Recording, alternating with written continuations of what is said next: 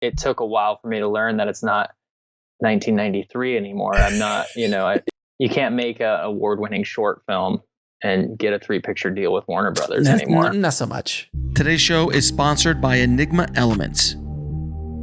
As filmmakers, we're always looking for ways to level up production value of our projects and speed up our workflow. This is why I created Enigma Elements, your one-stop shop for film grains, color grading LUTs, vintage analog textures like VHS and CRT images, smoke, fog textures, DaVinci Resolve presets, and much more. After working as an editor, colorist, post, and VFX supervisor for almost 30 years, I know what film creatives need to level up their projects. Check out enigmaelements.com and use the coupon code IFH10 to get 10% off your order. I'll be adding new elements all the time. Again, that's Enigma, ENIGMA, elements.com. I'd like to welcome to the show Josh Doke, man. Thank you so much for being on the show, brother. Hey, thanks for having me, Alex. So, I wanted to, first of all, before we get started, how did you even get started in the film business? Oh man, I was back in high school. I was on the football team, and I wanted to make a highlight film, for our football team. And we're talking like mid to like 2006, 2007. We were on like DV cams. I was converting on Final Cut Pro and putting it to some really bad music, I'm sure. And we only had the one camera in our small high school stadium, which was the high cam. Which one was it? It was like the high camera, It was the one angle. The one angle, so you're cutting in and. But what was the camera? Do you remember the camera? What was it? Was it the Canon? Was it the DVX? I think it was a JVC actually. Oh, it was bad. It was rough. That's rough. But I was in an art class, and I told my art teacher that I wanted to do this, and we actually had Final Cut at our high school, so he just kind of threw me. And this is showing my age a little bit, but this was a little bit before YouTube tutorials. Dude, don't talk to me about age, okay? I mean, in 2005, I was not in high school, so let's just put it that way. So he threw me the actual Final Cut manual and told me to figure it out. So that's kind of how I learned in editing. I was always drawn to art and story. I thought I'd be a writer for a while. I was always drawing. I wanted to be a cartoonist for a while, and it kind of just like transformed into film. And so when I was like 17 or 18, I told my parents that I wanted to go to film school. And I'm one of the fortunate ones who have the type of parents that when they heard that, they said like, go for it. And they really supported me. So same here. From that point on, I started looking for film school, and I grew up in Western Kansas, in the middle of the Mecca of Hollywood. Yes, got it. Mecca. Yeah. Yes. And then I went to that prestigious film school that is the University of Kansas. Obviously, it's up there with USC and NYU, of course. Better known for their basketball than for their film program. Although I'm not dissing their film program. It's just not on many people's radar. Yes, exactly. Very good politically way to say it. Yes, but you learned the basics there. You learned the basics. Yeah. Absolutely, I did. And what came out of it, I had a lot of great instructors. In fact, Kevin Wilmot was one of my professors. He taught me the art of screenwriting, and he actually co-wrote Black Klansman with Spike Lee. Nice. He's still teaching at the University of Kansas. So. Really? That's awesome. Yeah. So that was really great to kind of like learn under him and be able to take all the classes that he offered. And so. But what it really did for me was it introduced me to my business partners and collaborators, Ian Trimble, who's my director of photography, and Edward Schroer, who is my editor. And we together make up Rockhaven Films, which is our production company. Nice, man. So then how did Goodland come to life? Because this is your first debut feature film. Yeah, it's the first one. So I chose going to the University of Kansas because I had some in-state scholarships. I knew that I wanted to keep the cost down low because I knew that the end goal was to always make real films. I wanted to make a film. And I kept that all the way through college. Met Ed and Ian. We started a production company, and we had a lot of, like I said, connections around the Kansas City area, Lawrence, where the University of Kansas was, with a lot of different production companies and access to things that you might not be able to get, I hear you can get a lot of stuff, if you go to the prestigious film schools, but we were just like working and making friends with all these companies outside of the actual university. So I felt like we had a plethora of resources right there. We had everything that we needed to make a film. Mm-hmm. So we decided that we were going to make our first feature film. We weren't going to ask for anybody's permission. We were just going to do it there in Kansas and use that as our stepping stone onto, to hopefully launch our careers and make more films in the future. So initially I started working on a script, and it was a Western script. We were trying to keep the budget low, and we started looking into what the insurance costs would be with horses and putting actors on horses. We realized that wasn't going to, at least what we had envisioned, needed to be maybe 3 or 4 films down the line. Right. Probably not the first one. So knowing that, we kind of went back to the drawing board, and I had this idea for what became Goodland when I was about 17, growing up in a small town of about 4,000 people. Mm-hmm. And I had this like just high concept idea at a very young age. And then when we were actually talking about making this film practically, that idea kind of came back up, and I was like, I know how to do this, and I know that we can do this now, with the amount of money that we can raise and all the resources we have. I know that this film could be made now. So I took about 4 months, really fleshed out that idea and wrote the first draft of the script.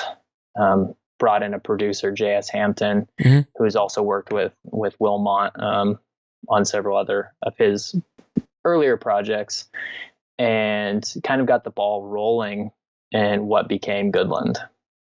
So tell us a little bit about Goodland. What is Goodland? So Goodland is I always call it a small town crime thriller. Mm-hmm.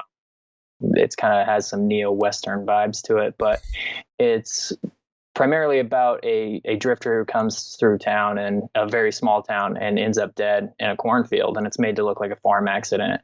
And then the local sheriff, played by Cinnamon Schultz, starts investigating and realizes that the accident isn't so much of an accident, and that there's more going on. And this kind of all coincides with another character coming into the town who's posing as a photographer. And she starts to kind of chase down the leads and figure out that there's more going on than just a random act of violence. Now, there's a unique story on how you made this film, isn't there? There is, yeah. So can you tell me, when you reached out to me, you were telling me about how you pretty much rallied the entire town around your production. And that was a very interesting concept, because there are a lot of small towns in this country and also outside of this country. And where people Robert Rodriguez kind of did that with El Mariachi. Right. Right. He kind of like gathered, he's like, I know this Mexican town I can go and shoot in. Right. And he gathered the locals and stuff. How did you do it, and what's the story behind that? Right. Yeah. And I know that, as you were saying, this isn't the most unique of stories, in that, like, I read Robert Rodriguez's film Rebel Without a Crew. Right. I remember I was a college student, probably not as good of a college student as I could have been, because I got that book and I skipped classes for like 2 days and just paced my dorm room for 2 days, just like racking my brain. It just like that book blew off the doors of what, I thought I had to do to make a movie. Yeah, that book is pretty seminal in our world, in the filmmaking world. Right. So that's not that unique. I think a lot of people know about that book and have heard these stories before and all that. But I did practically apply that. But I took it another step further, I think, and what became kind of a case study for, what a film could potentially do. So Goodland is a real town. It's the town that I grew up in. It's the town that my parents still live in. Mm-hmm. And I knew that I wanted to set this story in a small Western Kansas town, very underrepresented, obviously, as we kind of joked about earlier, in any type of film. So I thought it was a unique setting. Sure. A lot of people think it's very kind of like boring and barren, but for me, for like a cinematic eye, I thought there was a lot of beauty to the wide open spaces. Mm-hmm. So I knew that I wanted to do that. So when I had that in mind when I wrote the script, and I also wrote the script like we said, with Robert Rodriguez, thinking about the places that I knew I had access to, locations that I grew up around, things that I knew that people who still lived in the town could give us access to, which were vehicles and any type of thing, that we needed. I knew that, or had a good idea that we could probably get that. And then when it came down to I wrote the first draft of the script, and I had, some working name on the script, and my producer was like, no, we should name this Goodland. I was like, I don't know, man. I was like, I don't know if that's, and he's like, well, to you, it's the name of your hometown, but it actually fits pretty well with the themes of the film. It's a cool name. I think that it's catchy. I think it'll work. So Jay was right. We called it Goodland, and we saw the benefits of doing that right out of the gate. We ran a Kickstarter to get get a final push. Before going into production, we had most of our funding in place, but we needed just that little extra kick that you oftentimes do. So we ran a Kickstarter, and I was not expecting it to do what it did. Not that we made an obscene amount of money, but just the spread on social media, having a film called Goodland, and also being connected with so many people from my hometown. Anybody who had lived in Goodland, lives in Goodland, has driven through Goodland, lives in a town around Goodland, shared the Kickstarter because they had never had a film, knew nothing, about the filmmaking process, had never had a film shot in or around or knew anything about it, and just thought it was amazing that we wanted to bring a film crew in and make this film in a small town, and not only just make it, but also call it Goodland. So it ended up being like an unforeseen marketing advantage. Very savvy. Yeah, well, in hindsight, we can claim genius, but in reality, Jay thought it was a good title.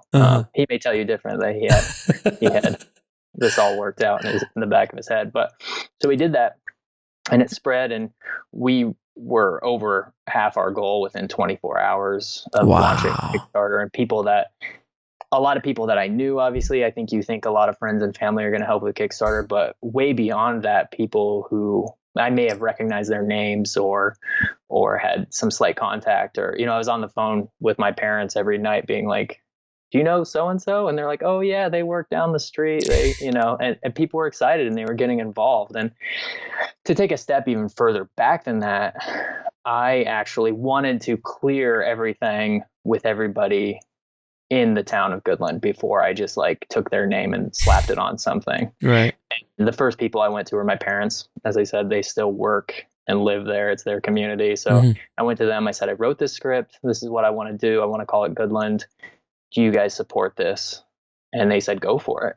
So with their permission, I then went and spoke at the city council meetings. I spoke at local Kiwanis Club. I'm not sure if everybody knows what the Kiwanis Club is, but I have no idea what the Kiwanis Club is. Local community organizations, I'm sure you can imagine.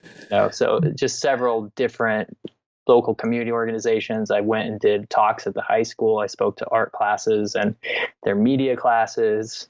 I got permission from the sheriff's department and the police department. In fact, they ended up actually helping out with the production of the film. So by the time we launched this Kickstarter, a lot of people already knew about it. A lot of people didn't, but I had the town in full support, or at least the main players in the city of Goodland to help.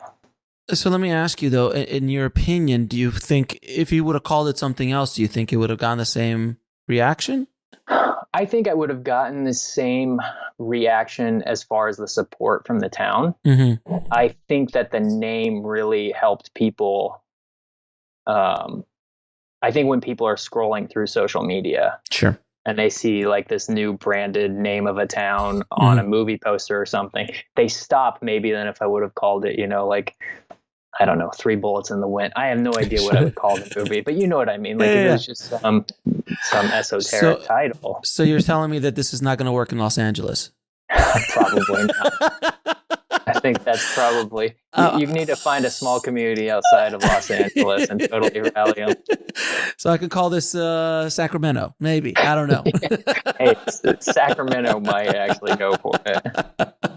So then, in your opinion, then why do you think the town kind of rallied around you? Was it just because it was local boy makes good. He's, trying to bring, I mean, what's the benefit? I mean, obviously, the marketing of the movie's name and everything, but why do you think they got, because I'm trying to understand the mentality of it, because hopefully other filmmakers can kind of use that for their path. Well, first and foremost, I will say that I was very upfront about the type of film I was trying to make. I knew I was coming in shooting an R-rated thriller that had, mature themes. And so I wanted to put that out front. I didn't want anybody thinking I was making a talking dog Disney movie, and then which there's nothing wrong with that. There's no, absolutely they make a lot of money, of money. And absolutely, I'm not talking bad about that type of movie. I just didn't want there to be a shock after the fact when people finally saw the movie and we got behind this porno. What is this? I didn't quite take it that far, but I did want them to know what it was, and I had a little bit of anxiety about that, to be honest. Like going into this, knowing that the script I wrote, I could stand behind. It wasn't embarrassing in any way, but it's like, my parents have to live there after I bring a film crew in and like storm in for 17 days and then we're out.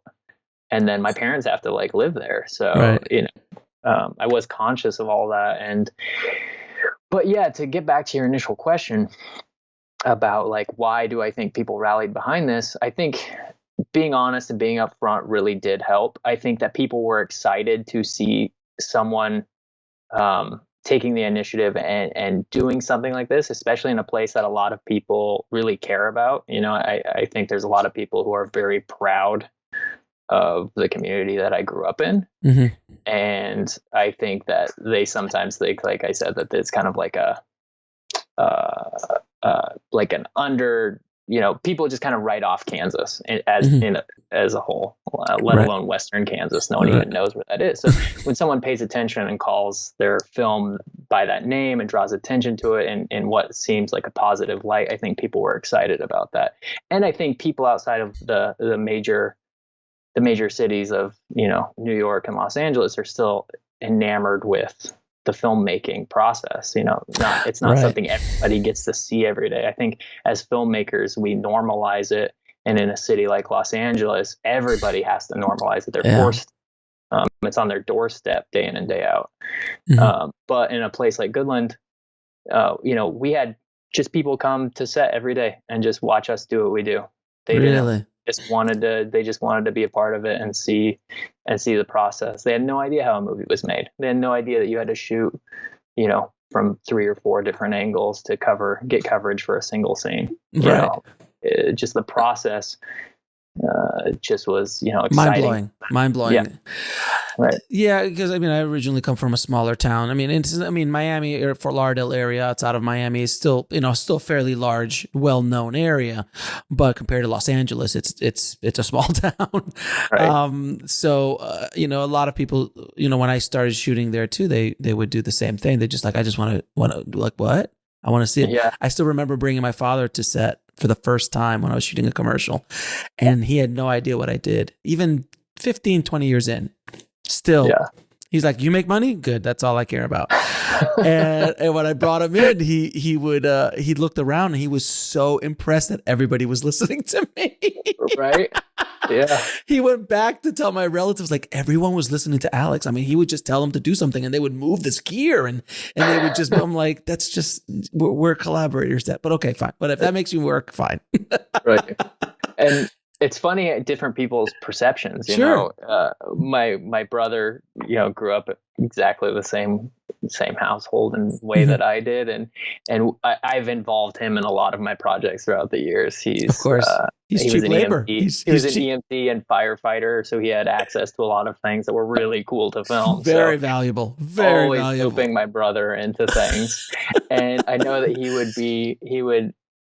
he's a doer. So like when there's a lot of people like perceive that there's nothing happening on a film set when actually there's a lot of stuff happening on the film set. It's like, why aren't you shooting right now? It's like, well, we're moving lights. This stuff's happening. Those people are doing things. We're waiting for this. We're waiting for that. Like everybody's doing what they're doing, but the cameras aren't rolling. So sometimes for people, it's perceived as like, you could do this so much faster if you just kept going.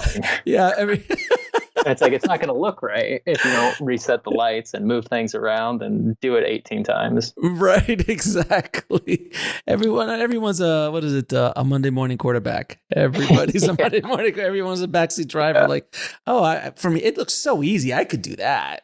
Yeah. There's this quote that I always say when people, say they weren't expecting what they saw on a film set. There's this quote by William Goldman, wrote Princess Bride, of course, and such.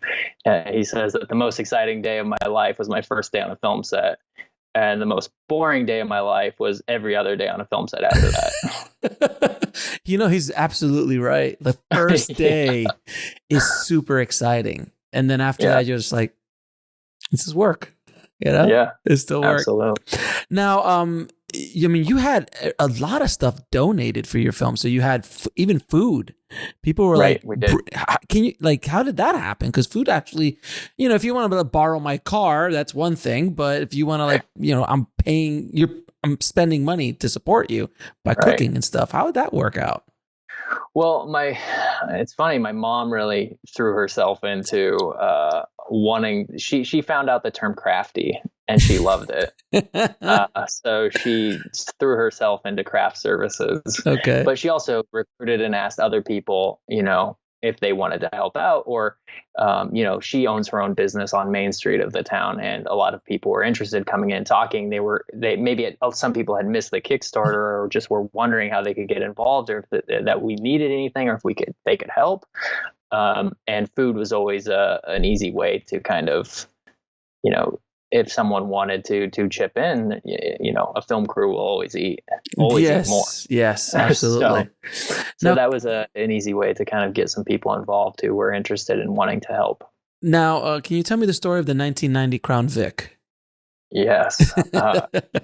So we were coming up to shooting, and I actually hit a really a good streak of luck when Holton Whitman, a kid from my hometown, he's a few years younger than me, filmmaker. He actually just happened to be back in our hometown during the time that we were filming. And I was, just to give some perspective, our studio was 5.5 hours away from our location. So we were on location, not where we normally operate our business. Mm-hmm. So we were bringing everybody out that 5.5 hour drive, putting everybody up. But there was a lot of things that I was going back and forth on that 5.5 hour drive, constantly. Mm-hmm. So to have someone that I trusted in Goodland, in the town that we were about ready to shoot, leading up to the shoot full time, was amazing. I didn't plan for that. It just kind of fell into my lap, and it ended up being I don't know what we would have done without that. And part of that was we were looking at several different vehicles to use as our cop car. A lot of our film takes place in a sheriff's office, and we knew that we needed a car to represent that. There's a lot of driving scenes. And so we were looking at various, a lot of times they retire these cop cars and then they just sell them at auction for very cheap. We allotted, a certain amount of budget. But I always wanted to have that kind of more classic square looking box cop car. There were some other cars that were coming up that were a little newer model, the white, kind of 2000s probably version that everybody knows. And that would have worked, and we would have had a cop car and it would have been fine. But we looked at two, and we had two on our radar. And the day before we had to pull the trigger and actually purchase the car to take it in to get it repainted and made to look like how we wanted it, a car showed up on the lot of the local Ford dealership. And it was a 1990 Crown Vic. It was exactly the model that I had in mind when I wrote the script. I even had reference stills from other films of the cop car that I wanted. And I was, as David Fincher says, filmmaking is compromise. And I was going to compromise to have a cop car because we needed it and we were coming down to it. But the day before, this 1990 Crown Vic shows up on the lot. So we go to talk to the dealer about what they would need. And they were super excited about the film, super excited. And Dan Brenner Ford of Goodland, Kansas ended up selling this Crown Vic to the production for $1 to transfer the name over into my insurance so that we could get it tagged, and essentially donating the cop car towards the cause. That's amazing. Yeah, I mean, I never expected that. I almost couldn't take it, I told them that they have free commercials whenever they're ready for them. They haven't cashed it in yet, but I hope they will someday in the future, because I want to warrant that. Oh, that's amazing. So then Holton, who became my associate producer, his grandfather was auto body paint by profession. And so they took it in, and in a matter of a week, it came out looking like a 1990 Crown Vic sheriff car. That's amazing. And then we even had the local sheriff department donated the light bar that goes on top.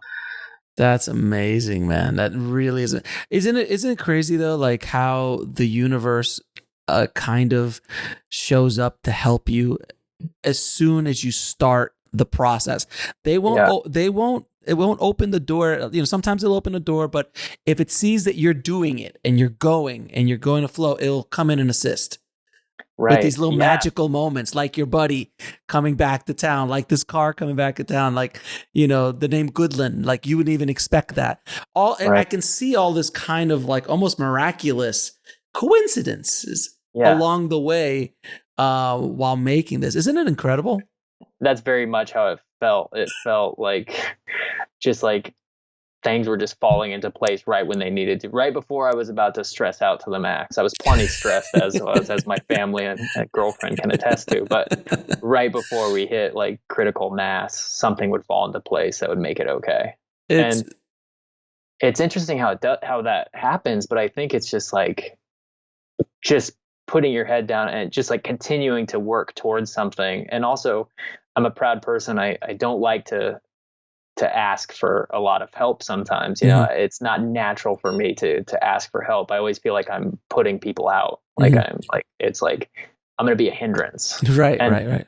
That was the feeling I kind of had going into this project, that, everyone in my hometown was going to be super busy. No one wanted, we were going to be in the way. Right. It was also, we had to film at a certain time of the year because it was corn harvest, and that takes that's in the plot. So, we had a window that we had to shoot, and I was just going to be in everybody's way. I was going to be a hindrance. Everybody couldn't wait till I left. And I couldn't have had a more opposite experience than that. I just had convinced myself that that's what was going to happen. And in the end, I found out that more people wanted to help than I even involved in the process. They wanted to help. They wanted to know about it. They wanted to be asked, and they were super excited. Isn't it? I think it is so true. Because I had that experience on both my feature films I shot. That things just started to just show up. Throughout my career, I felt that when you're on a production and just something just shows up, and just all of a sudden, and I think it's very true. The old saying is that when you jump, a net will appear, but you got to jump first. The jumping is the scary part, but you started going down this road, and all of a sudden a lot of things happened and continued through your distribution as well. So I wanted to talk a little bit about, first of all, how did you create your local theatrical run before you got full-blown distribution? Because there's a little story there as well. There is, yeah. So it's kind of crazy because I'll just kind of take a step back, talk about how we kind of came about having a producer's rep and kind of getting repped, and then how we kind of led into our theatrical run. We ran the 2017 film festival circuit. We had, some success. I used the Movie Maker top 50 festivals worth the entry fee kind of as my guide. I think a lot of people do. We got into 3 of those festivals at a total of 5 festivals. So I was, pretty happy with that. We didn't spend a lot of, we didn't do the scattershot approach, as much as we could have. So I was a little bit more focused. We got into 5 festivals. I was pretty happy with that. And I had actually been listening to your podcast, and I heard Ben Yenny from Guerrilla Rep Media come on to your podcast, and he was talking about AFM and a book that he had written about AFM. And so during this time where we were submitting to film festivals, I got on Amazon, I got his book, and I read it cover to cover, and I just reached out to him on Twitter and I was just like, hey, read your book. It was great information, kind of thanks for putting that together. And then we kind of started talking, and Ben, if you get a lot of unsolicited material sent to you after this. We'll be right back after a word from our sponsor. As filmmakers, we're always looking for ways to level up production value of our projects and speed up our workflow. This is why I created Enigma Elements, your one-stop shop for film grains, color grading LUTs, vintage analog textures like VHS and CRT images, smoke, fog textures, DaVinci Resolve presets, and much more. Check out enigmaelements.com and use the coupon code IFH10 to get 10% off your order. And now back to the show. I'm sure Ben won't be happy. Look, Ben was on episode number 15 of this podcast. So he's one of the very first guests I had on the podcast. So he's very dear to my heart because of that. Because when I was, just starting out, he was willing to jump on my podcast. And I can't tell you, that was over 3 years ago. And he still gets calls all the time from that episode, which is, I'm like, which blows my mind, because it's like, that's from 3 years ago. So I just literally talked to him at AFM the other day, and I'm like, dude, we got to get you back on, man. Like, we got to refresh the situation. Right. He'll love it. Yeah. Yeah. So we started talking. I sent him, we had a trailer out at that time. I sent him the trailer. He liked what he saw. I went through the process of going to his website. You can submit your material through his website. So I did the full process. There was no shoe-in per se. So he actually watched the film, liked the film, got him on board to be a producer rep. And then when we were working out the contract and the deal, I had been asked, there's a one-screen theater in my hometown, the Sherman Theater, and it's near and dear to my heart. It's where I grew up going to see movies. It's where I saw all the most important movies in my life. Of course. And they, were very interested. I talked to the owner, knew the owner my entire life. He owned the theater as long as I had been going to the theater. So I talked to him, and we wanted to do some screenings there, but I didn't know at what capacity I could promise or how we could do that until I had, our distribution locked in and everything. So when I was talking to Ben, I was like, hey, I want to do this, run in my hometown. It's really important to me. And Ben was like, yeah, you can totally hold back theatrical. Goodland's probably not going to land in a lot of theaters, or any theaters really, unless we four-wall it. So you can hold back theatrical. And I was like, okay, great. So held back theatrical, told him what my plan was, set up a 2-week run at the local theater in Goodland. And we were all set to go. Everything was like looking good. And our run coincided about within like a week of AFM happening in 2017. So Ben's at AFM. I'm in my hometown preparing for this 2-week theatrical run where I'm doing introductions and Q&As after every screening, and just kind of getting everything ready. I'm doing like local press, I'm going on like local radio stations and talking to local paper and all of that, getting people excited, and everybody was excited. And then Ben calls me and he says, we may have a problem. And I said, oh no. I was like, what is this problem? He goes, they want theatrical rights for the distributor wants theatrical rights. And that's like every filmmaker's dream to hear that. Sure. And I'm a day away from a 2-week commitment. Of course. And I'm sure everybody's waiting for it. It's going to be a premiere. It's going to be a thing. Yeah. And I must have just like turned white, on the phone with Ben, because I was like, this is like, I can't believe this is happening. Sure. And, Ben and I talked it out, and, we didn't want to necessarily go back to the distributor and tell them, no, you can't have theatrical rights, or that, this is more important. And in the long run, it definitely seems like, signing over the theatrical rights and everything with them would be, the best thing we could possibly do. Mm-hmm. And ultimately, I talked it over with Ben, and I thought about it, and I slept on it, and I told him that essentially I couldn't break the deal with my local theater because I had already committed to that. And I was excited about it. So many people were excited about it. And the people who helped you make this movie want to see it. Yeah. So, right. Absolutely. And so I couldn't do it. Mm-hmm. And it was with a heavy heart that I made that phone call to Ben, and Ben understood, comes from a small town as well. Mm-hmm. He took that to the distributor, and they said, no worries. That's okay. Totally. I was kind of like, in the back of my head, I'm like, dude, it's not a big deal. You're like talking about a local theater in Goodland, Kansas. Right. I think you're going to be okay. It's not going to interfere with your theatrical run of the U.S. I think. And that's what we were totally, they wanted, basically, we wanted basically to report the true opening weekend numbers was the reason that we thought that it may get into a process, or be a problem. Mm-hmm. And it doesn't seem like that big of a thing, but it was a commitment that I made, and I was afraid that they were just going to tell me to pull the plug. That's what we like to call a test.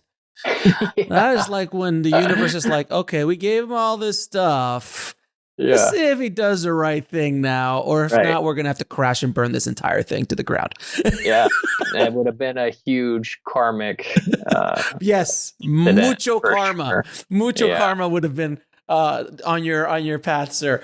But that's great, man. So great. So you had a theatrical run, and it did fairly well in Goodland. Yeah, I'm assuming that's a target market. We did really good in the hometown theater. We ran for 2 weeks. It was actually held over for a third week. Mm-hmm. And we had, big numbers. It was their biggest film of the year. I mean, the movie was called Goodland. I'm not saying it's the biggest cinematic event of the year, but come on, people came out to see it. I'm assuming someone's going to go out to see that in Goodland. There was, I was going and introducing the film, coming out. I would hang out in the lobby with the people working the concession stands, and then going and do the Q&A because I'd seen the film 100 times before it even got there. I didn't sit and watch through the 2 weeks. And I went out one night, and someone called and asked the movie theater what was playing, and they told them Goodland. And the person on the other end hadn't heard of the movie or didn't know anything about it. And they said, I asked what's playing, not the name of the town. They just got calls like that constantly. I'm sure. Just a little bit of confusion on even though it's a small town, not everybody knew what was going on. So then, what was your distribution plan for the film? So distribution ended up, we signed with Parade Deck and Ammo Content, and it ended up being like more than I ever thought could happen. Before signing Ben, we were seriously considering self-distribution, which is, a very, especially now, it's a very viable, a way to go. And I was excited about, thinking about doing that. But then after talking to Ben and gauging interest, we were going to gauge interest before we even decided which way we were going to go.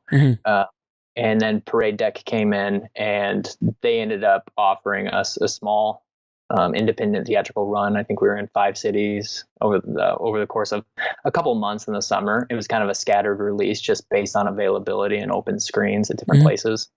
And then after that, we went into, onto DVD. We got into family video. We had a trial run at Redbox. We then what's family video? Is that a family video? Is like a blockbuster. That's what I've heard of. I think because it rings like there is it's still around, right? Right. Yeah. I think it might be primarily Midwest. It's like it's not everywhere. It's a small local area, but it is. Right. I remember that is a thing still. Yeah, there. It's still a thing. Yeah, there's still a chain of video stores that exists in America. So that's so awesome. It just warms my heart as an ex-video store employee. I know. I was an ex-video store employee as well, and I actually I live in Nashville now. My production company is still in Kansas City. I commute often. I was on a drive back and forth, and I saw that there was a family video near Kansas City, I pulled off and checked, and I found the Goodland DVD there. It was really to, like, just see your work like in a video store. That There's is the not many of coolest them feeling. left. That's such a cool feeling, man. That's such a cool feeling. And then you have done very well with the distribution? Yeah, and then so now we are streaming. You can rent or buy on Amazon. The DVD is available on Amazon as well. We'll be in the DVD will be in Walmart after the first of the year, end of January. And then as of the 1st of December, we'll be streaming on Showtime. There's Showtime anytime. And then I believe I just saw today that on December 3rd, we'll be on Showtime at 3:30 p.m. So wait a minute. You got a Showtime deal. You got a paid cable deal. We got a paid cable deal. Yeah. And that's, with no stars. With no stars. No stars. Yeah. No stars. With a movie called Goodland from Goodland, Kansas. Right. There's no excuse for anybody not to be able to make money with a movie nowadays. I mean, come on. That's what I'm saying. And I have to give it to everybody. Asks me what my experience with my distributor is. I've heard horror stories, being in this industry for 10 years. And I can't say enough great things about who we went with. And, it just felt like a match from the beginning. So I've been really, really pleased with our distribution. That's awesome, man. That's awesome. Now, is there any tips you can give filmmakers who are thinking of going down this path of kind of like community filmmaking, if we can coin a term, of putting your whole community together to kind of back and help to get a filmmaker? Is there any tips you can give? I think it kind of goes back to what I was saying earlier about being honest, whatever your project is, maybe just like whatever the scope of the project is. I've always found that it's easier to be honest, or even like overestimate people's time or commitment, or overestimate their time and commitment as opposed to underestimate. So if you're going to be in a location and you know that you're scheduled there for 12 hours, but it's an indie film set and you're understaffed and you have no money, like, let them know the situation. Let them know that, like, they may say you have a hard out and there's nothing you can do about that. But I would say be respectful. Let them know how the process goes. Like we were saying, not everybody knows what it's like to be on a film set or how long things take. If you ask people to show up and be extras or do anything, let them know that it's going to be a full day thing. Let them know that it's a commitment. Let them know that you're going to, if you borrow a vehicle, like, make sure that they know what you're going to be doing with it. Don't attempt to do any like high speed chase scenes. If you told me we're going to leave it parked, I think just like honesty first and foremost is probably, I mean, at any level, obviously, at this local level, especially, where I think in the film industry, people know a little bit more how to gauge if you're being lied to or not, maybe sometimes, or like, don't overestimate that comment. I know a lot of people in LA have no idea when they're being lied to, and they're sitting around for 3 years like, everyone keeps saying my script is great and they want to work with me, but I'm not getting any calls. So that's true. So I would say be open, be honest. When you're asking for things, make it known exactly what you're asking for and what you need it for. I'm trying to think if there's anything else that relates specifically to this. I guess also be willing to talk about the project and ask for things. Like, as I was saying, I went and talked at a city council meeting. We got an entire block of Main Street shut down for an entire day to shoot on this awesome old school brick Main Street, a small town Americana look that I wanted so bad in my film. And I just had to ask. And so I think that people are very receptive to upfront requests. I guess, Well, it is an inspirational story, to say the least, man. That's why I wanted you on the show, because it's a story that I have not quite heard of before. I mean, obviously with Robert, but that was like a one-off. You're like, wait, who else is going to have a Mexican town that they can shoot in? Right. So, and to see a real life example of that in today's world is a really great thing. So thank you for to sharing your experience with us. Now, I'm going to ask you a few questions I ask all my guests, as you know. Absolutely. What advice would you give filmmakers trying to break into the business today? Just keep going. When you start, making things, it's not going to be good.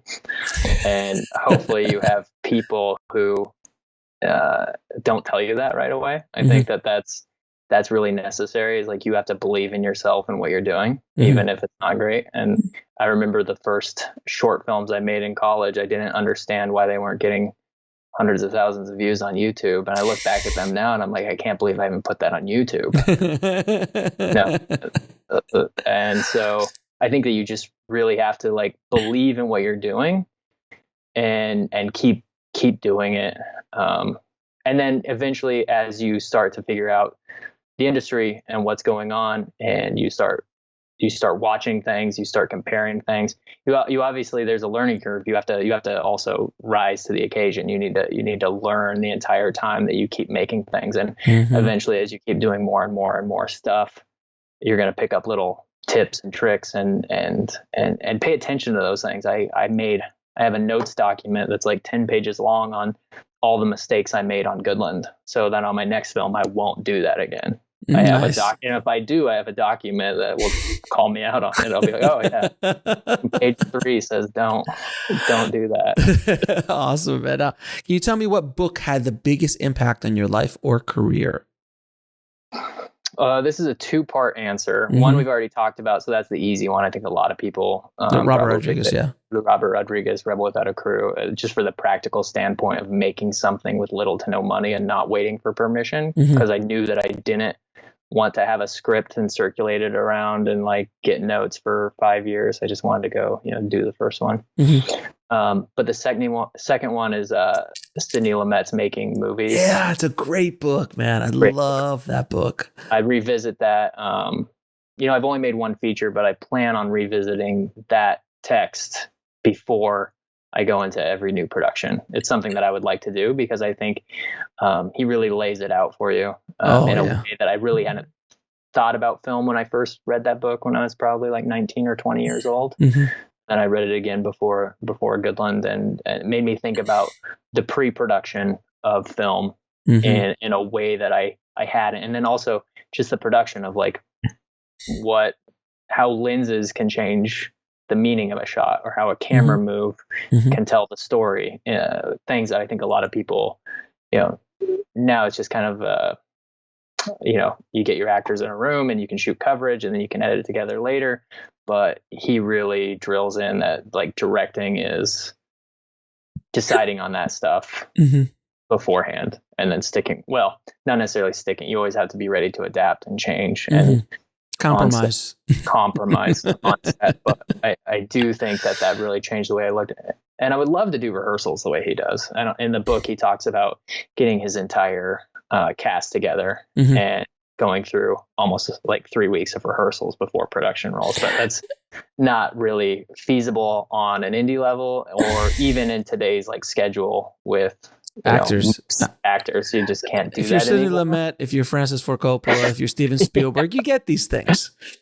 Other than that, something for us to aspire to, right? Exactly. Now, what is the lesson that took you the longest to learn, whether in the film industry or in life? Longest to learn in the film industry or life? Wow. I think that I think in the film industry, like I was kind of saying, I think it took me a long time to realize that, especially nowadays with how easy it is becoming to make films, that like you're not really, just because you make something, you're not owed anything. If that makes sense. Oh, it makes absolute yes, because as a filmmaker, you make art, and now I expect accolades. I expect Sundance. I expect a check from a Hollywood mogul so I can get my career. I expect it all. Right. Yeah, I think that took a while for me to learn. It took a while for me to learn that it's not 1993 anymore. I'm not, I'm not.